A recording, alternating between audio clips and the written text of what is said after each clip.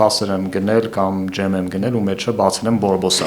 Գիտեմ, որ տենց կայքը խումբ կա անվտանգ սնունդ Facebook-ում, դες ուղարկում եմ, ֆոտո եմ անում կամ բան ու ասում եմ սպաղվեք, այս երեխես ուզում էր ուտել, մեջը բորբոսա, ինչ անեմ։ Պետք է տեղադրես։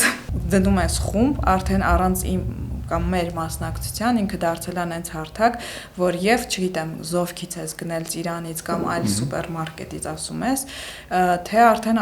ասենք ենթադրենք ինչ որ ընկերության թթվասերը, թե ընկերության ներկայացուցիչն է այդ խմբում, թե այդ սուպերմարկետի, թե զուգահեռ սննդամթերքի տեսչությունը ընթացքա տալիս որպես ահազանգ, այսինքն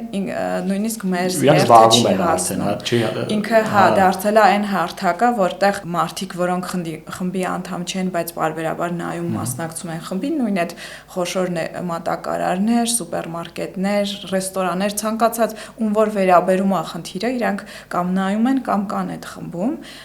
այսինքն այդ հարթակը դարձել է ոնց որ միջնորդ առանց մեր մասնակցության երբեմն մենք դա վերցնում ենք եւ լուր ենք սարքում, կայքում դնում ենք, բայց ինքը արդեն դու դրեցիր խնդիրը կա, տեսչությունը տեսուչ ուղարկեց դա գրանցեց որպես ահազանգ, խանութը այնտեղ հավաքեցին այդ խմբականակը,